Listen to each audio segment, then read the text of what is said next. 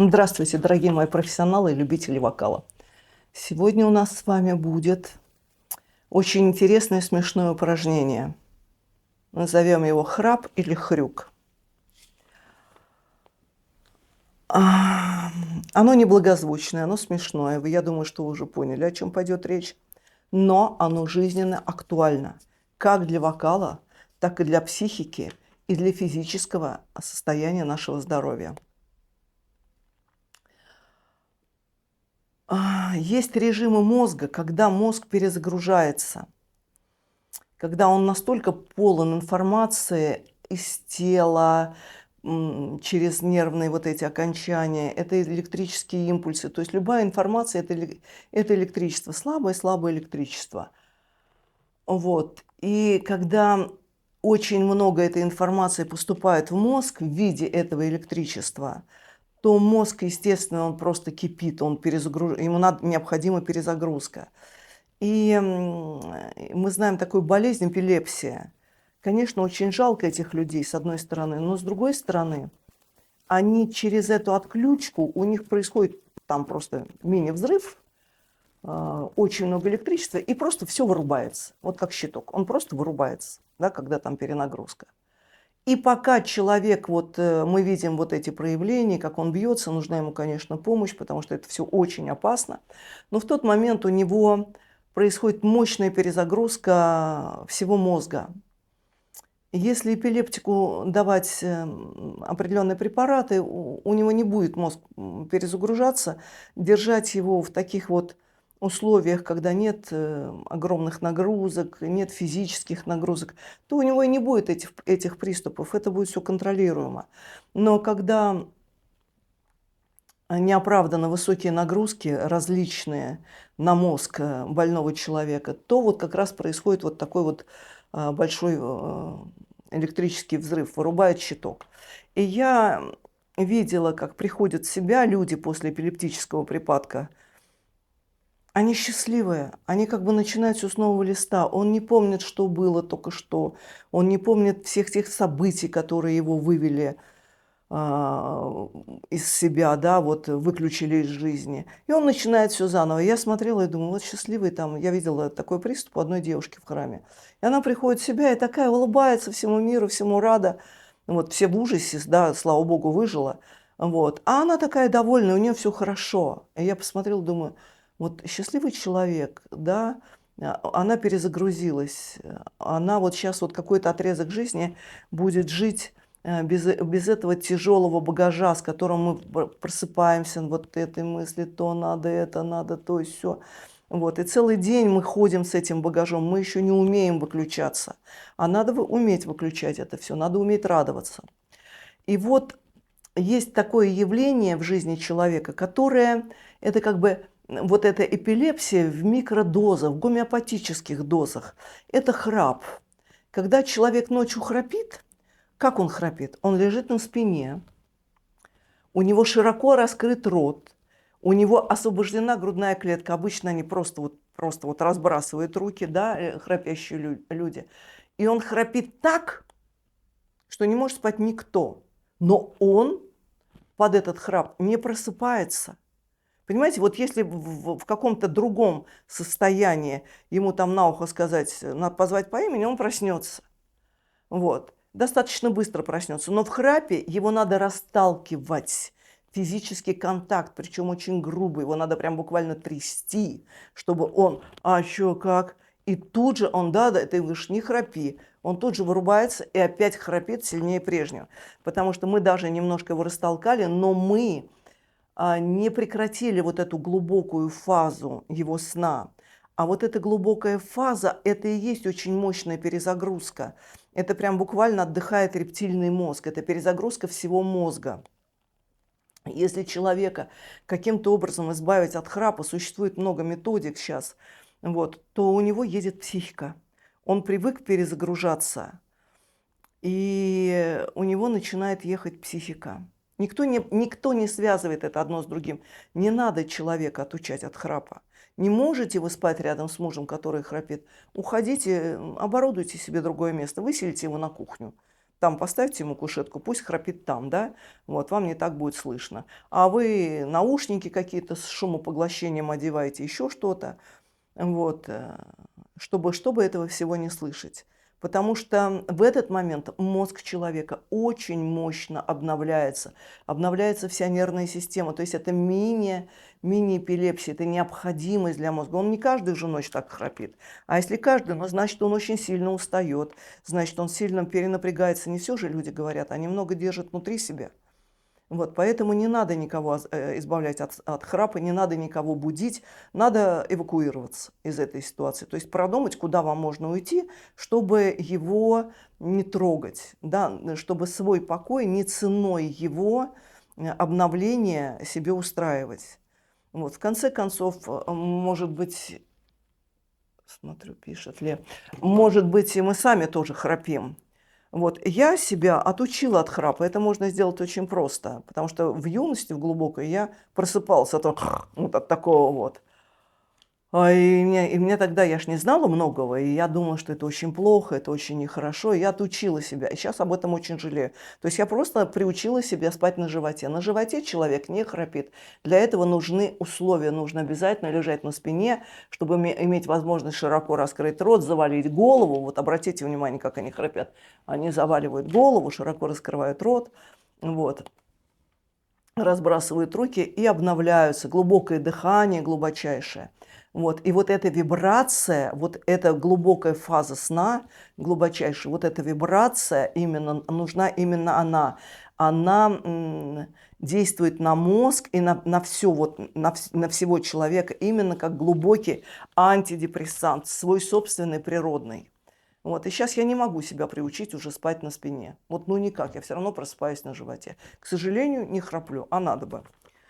Вот. Но есть альтернатива. Как нам, тем, кто не храпит, перезагружать мозг. Да? И вот это упражнение, которое я для вас подготовила, оно, прежде всего, объясню, для пользы для здоровья. Если мы это упражнение будем делать днем, то мы за это время, там 15 минут, сколько мы ему можем посвятить, я его соединяю там с другими упражнениями. Вот, я его делаю вместо вдоха со стоном, вот делаю именно такое упражнение. И полностью перезагружается мозг, вот просто на упражнение, даже без режима глубокого сна, вот, именно посредством вот этой глубочайшей вибрации внутри черепа. То есть мы делаем эту вибрацию на весь мозг, там начинается очень мощный процесс, это как бы массаж мозга, да, вибрационный массаж мозга. Там начинаются очень сильные процессы, отходит излишняя жидкость, прочищаются капиллярчики, налаживаются вот эти нейронные все через вибрацию, потому что вибрация, если взять вибрацию храпа, то по сравнению с вибрацией мозга это очень сильная вибрация. Мозг там еле-еле трепещет, а тут прям вот отбойный молоток. Но видимо, мозгу это надо. Вот. Через эту вибрацию там происходит очень много обновлений, настроек. И поделав это упражнение днем, мы чувствуем, как мы перезагрузились, как у нас пришли светлые мысли какие-то в голову, улетела какая-то депрессивная мысль. То есть это реально работает на психику, реально работает на глубокую психику, на подсознание. Не то, что мы там поработали с психологом, нам сказали, ну там, с чего-то же они начинают, что это типа, давайте пересмотрим, еще что-то, пока там они дороются. А тут прям сразу прямой контакт в глубокие слои мозга посредством вот этого упражнения. Теперь давайте мы разберем, как оно влияет на вокал. Дело в том, что вот я смотрю много информации по вокалу, поверьте, я прямо живу этим. Я много читаю, много ищу в интернете. И, к сожалению, я не вижу упражнений, которые бы меняли вокальный аппарат певца. Потому что все эти упражнения, еще раз повторю, пишут вокалисты для вокалистов. Они родились с этими объемами, они родились с этим вокальным мощным аппаратом. И они просто других учат этим пользоваться.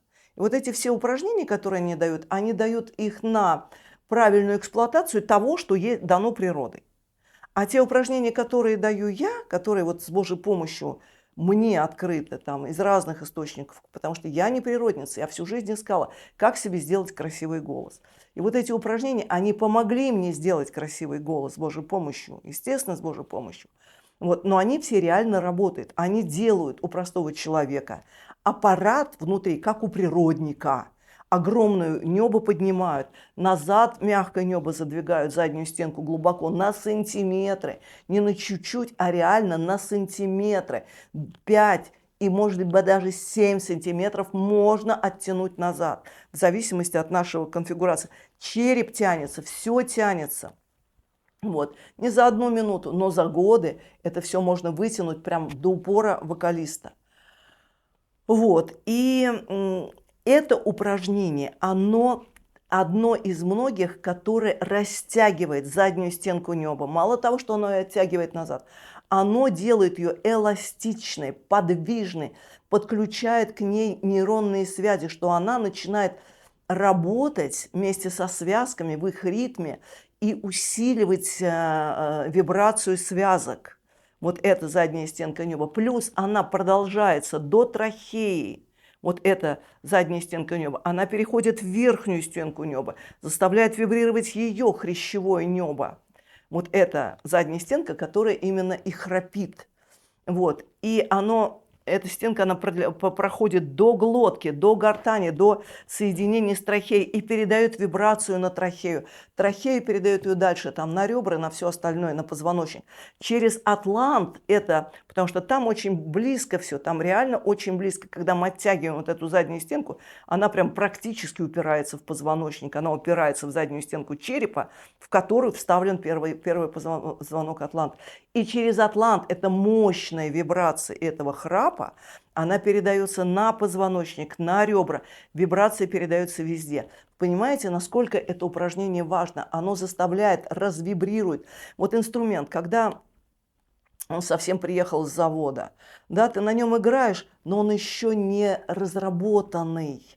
Когда на нем поиграют много, он, с одной стороны, конечно, уже БУ, но с другой стороны, это дерево, вот это все, вот оно посредством постоянной звуковой вибрации, оно меняется. Меняется на молекулярном уровне. И вот эти старые фортепиано, они звучат гораздо объемнее, красивее и богаче, чем молодые фортепиано, которые только привезли. Да, он еще новый, он все, но звук совершенно, я даже по своему инструменту слышу, как он звучал, когда я его приобрела, и как он звучит сейчас. Акустика стала гораздо богаче и сильнее. То же самое. Казалось бы, что там по струнам бьешь, да, а дерево резонирует. Да, именно так. Вот то же самое, когда мы разрабатываем на этом упражнении нашу костную структуру, она начинает звучать гораздо богаче, она должна звучать. Мы – это целое фортепиано, мы – это целый музыкальный инструмент.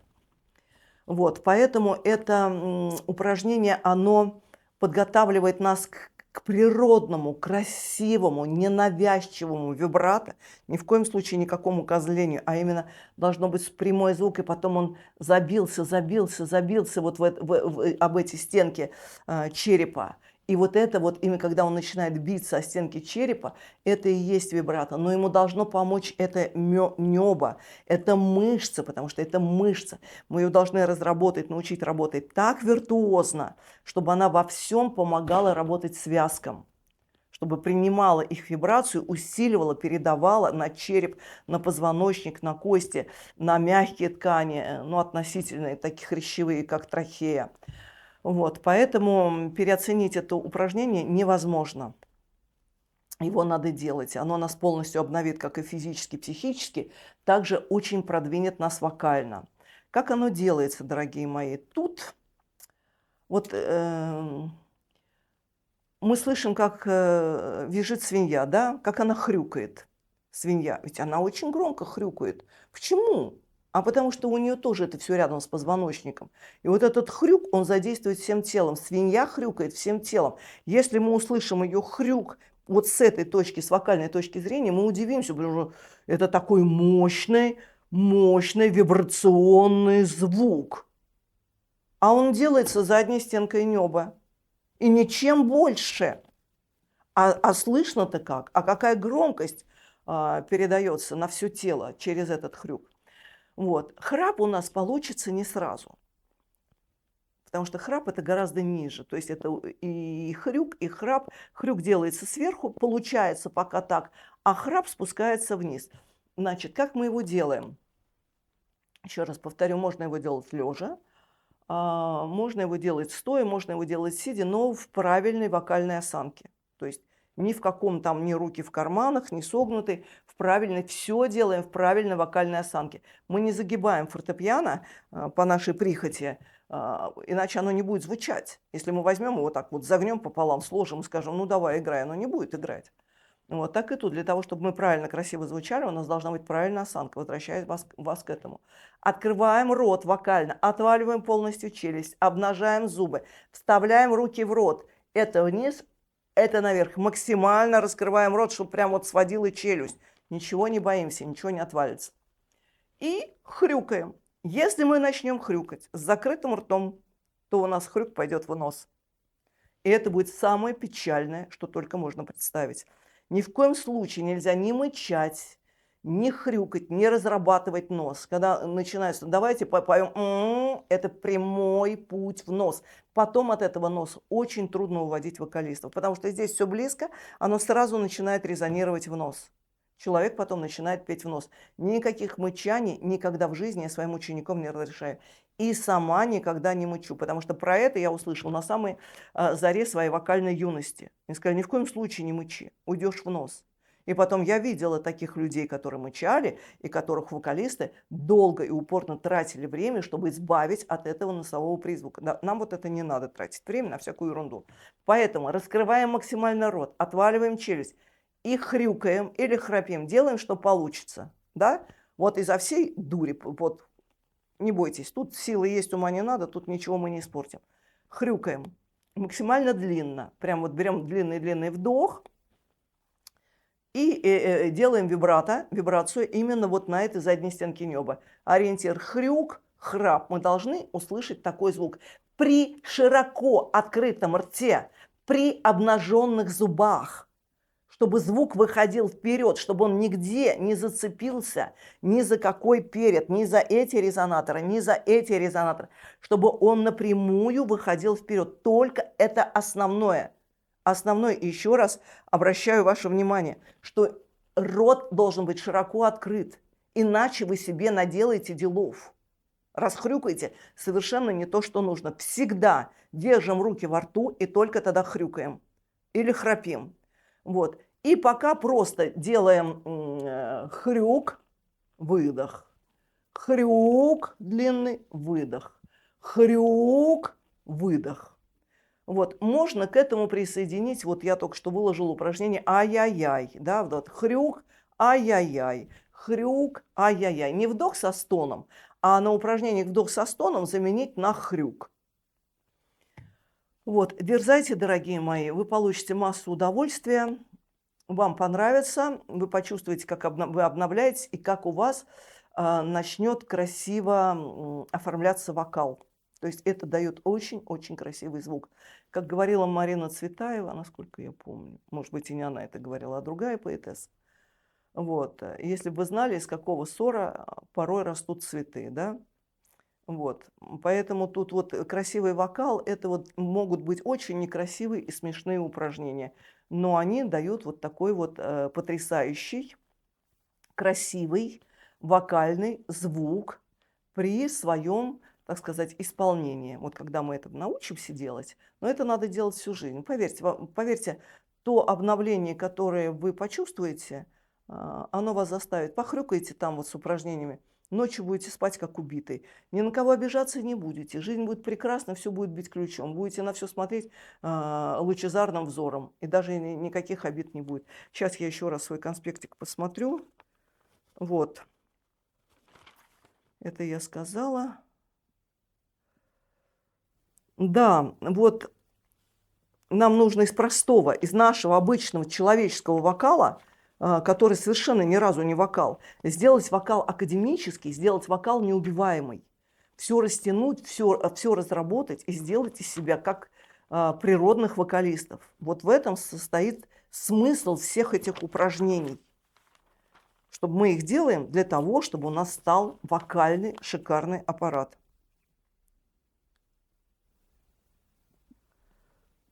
Вот, ну, наверное, все. Угу. Храп, глубокая фаза сна. Все, дорогие мои, все проверила, все вам рассказала. Я готовлюсь к встрече с вами. Я ничего тут от балды не говорю. Я все заранее сижу, пишу конспектики, чтобы дать вам как можно больше полезной, нужной вам информации, которая вам пригодится на вашем вокальном нелегком пути. Я глубоко ценю и уважаю каждого вокалиста. Получается у него петь, не получается у него петь. Ругаются на него, не ругаются. Все равно человек хочет петь, человек стремится к пению. И я со своей стороны делаю все, чтобы он обрел свою мечту. Дальше уже спасение утопающих – дело рук самих утопающих. Дальше уже как вы сами к этой информации отнесетесь, как вы ее к себе примените. И как вы ее к себе примените, вот такой результат вы и получите. Потому что все, что я вам даю, это супер рабочие техники. Это те техники, на которых я работаю сама. Это те техники, на которых работают и шикарно поют все мои ученики за всю мою долгую жизнь. Вот все те, кому я помогала. До встречи.